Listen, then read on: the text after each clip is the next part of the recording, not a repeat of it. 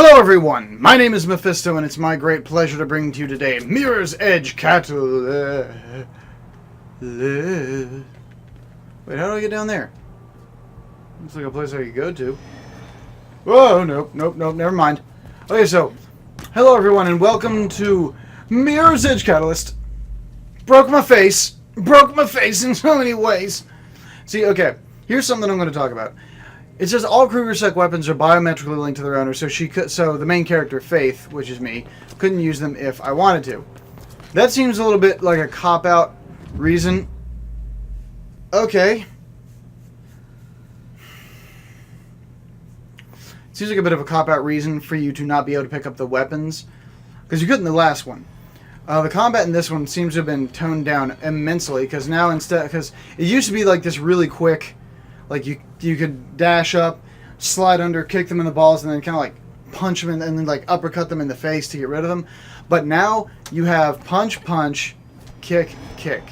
And then you have traversal attacks, like when you're moving, you can do a jump punch. It just seems like they wanted to reduce the overall amount of combat that your character had access to, and that's perfectly fine. But don't give a stupid reason like that.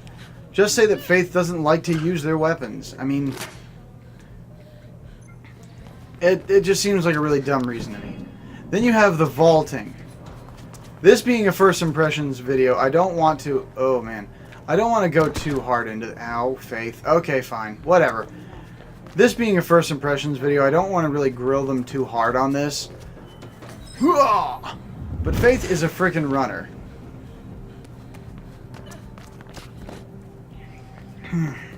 With her being a runner, it shouldn't just be like... She falls like that. She fell what looks to be the equivalent of 2 feet. And I think an actual runner would be a little bit better at discerning the fact that, you know, oh, hey, look at this. It's a thing. And if I drop down here, this shouldn't kill me. And that's something that I don't like. It's just like she seems to take more damage more easily from little stupid falls. Then, of course... it doesn't seem as fast as the first one, because they took out one of the main things that made the first one so freaking cool. The roll. Whoa, do not fall, please, thank you. In the very first one, I keep almost running off edges. What the heck is wrong with me? I swear I'd lose my own head if I wasn't attached to it. In the first one, you had this really awesome roll that when you landed, you could just go straight into. Like, I jumped from here to here, and what used to be a roll now becomes that thing, whatever the heck that even is. It's like scuttering. And the roll allowed you to preserve momentum without stopping, so you wouldn't just fall automatically and lose like 90% of your momentum. Then, of course, there's vaulting, which in this one you do by holding you press and hold this the jump button, L1 basically, and your character will do this nice little vaulting thing where she'll jump off objects like this, like, see, watch, like that. And as nice as that is, and as well as that doesn't work, see the problem there? Said it doesn't work. Like, it does work for the purpose of the game. But for the purpose of actually conserving your character's momentum and keeping that whole illusion of me go speedy, sonic boosty fast, it doesn't work. Like, I just don't see it working. Also, Mirror's Edge, and don't get me wrong, because I love this game. Already, I have a lot of fun playing it, even though I don't really do much. I just kind of run around the top of the city in the first little area. Mirror's Edge seems to be suffering from what I like to call a new disease that is affecting games that I like to call open world-itis. And yes, some games are vastly improved by... Okay, Faith, just let go. Some games are vastly improved by an open world environment. I'm not saying that they aren't. But not every game is. Not every game is even meant for open world, and I don't think that Mirror's Edge was meant for open world. It just doesn't have that same feel to it. If I jump from there, I know I am going to die.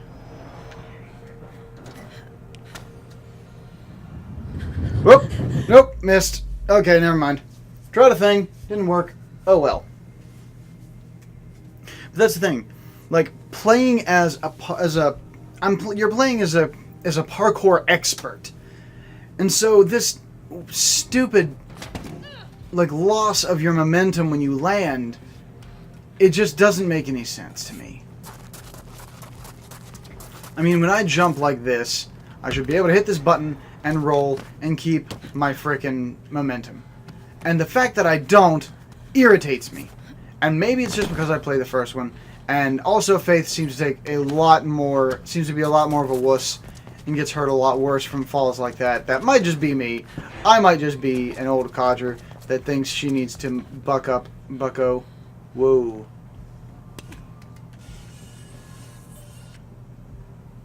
Holy crap. This is so cool, boy. They put that in there. It's probably going to be part of a plot thing. Oh, no. It lets you get over here. Whoa. But yeah, Mirror's Edge is suffering, I think, from elephantitis. It's suffering from open world-itis, which a lot of games these days have been going towards. And don't get me wrong. Open world games are not a bad thing. I'm not saying they are. But certain games do not work in an open world environment. And personally, Mirror's Edge is just one of those games.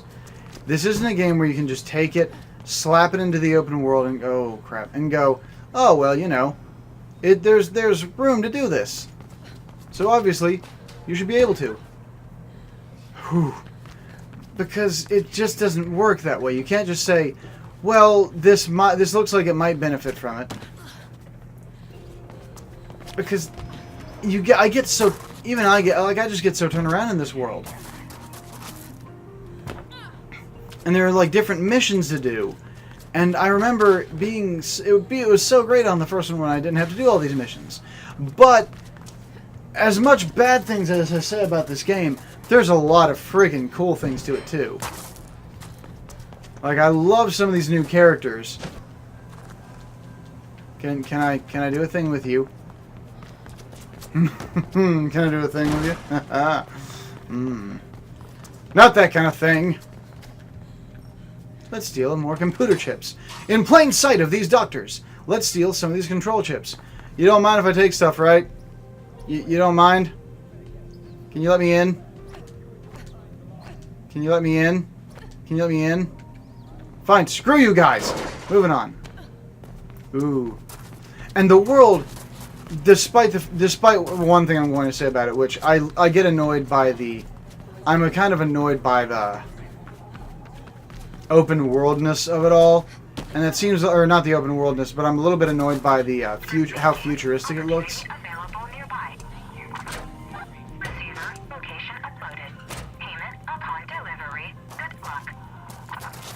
I'm a little bit annoyed by how futuristic this entire city looks, because one great thing about the first one was that it was just so believable. It looked like a normal city. This one's, well, okay, it didn't look entirely like a normal city, but it looked more like a normal city than this one does.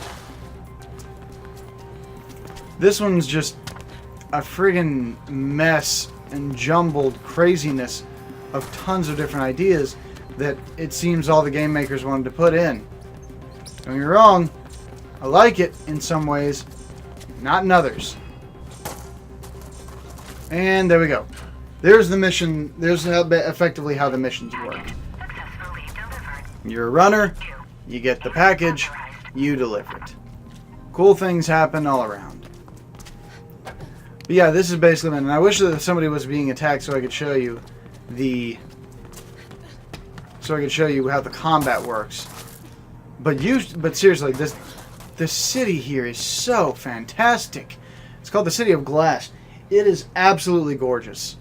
I mean, not to play devil's advocate here, ironically enough, on both sides, but this city just looks phenomenal. I love how this city looks. I love the way that they did the... Oh, good, Faith, don't die, please. Thank you.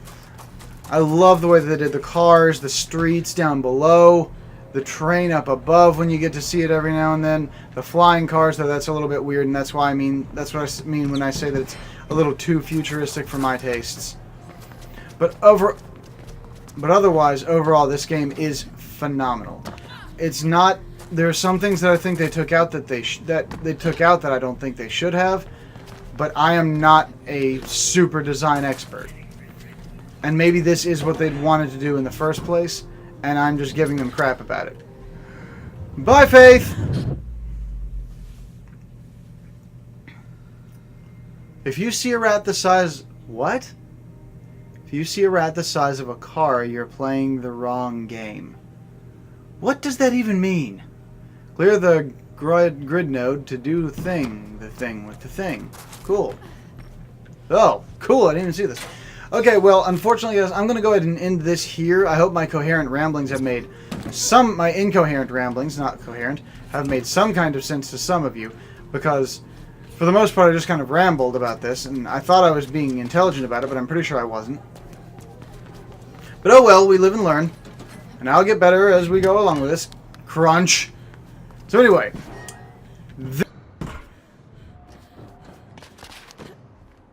Catalyst. I hope you guys have enjoyed this episode. If you have, then smash that like button, leave a comment, share this to friends, family, gamers, anyone else, and if you're not already, then consider hitting that subscribe button to stay up to date on all the fun games I'll be doing in the future. Also, this week we're going to be doing more Dark Souls 3. I've got a friend coming over tomorrow, hopefully, to help me with the first day and getting back into the swing of things. And why'd you do that, Ow! Why'd you do that, Faith? But otherwise, if you all would like to see this turned into a series, then please don't hesitate to let me know in the comments down below. Or if you'd like to see me doing more Terraria and would like to see me screw up royally in that game, then go ahead and let me know in the comments section below too. Anyway, I've been Mephisto. Wham! This has been Mirror's Edge Catalyst, and I'll see all of you in the next episode!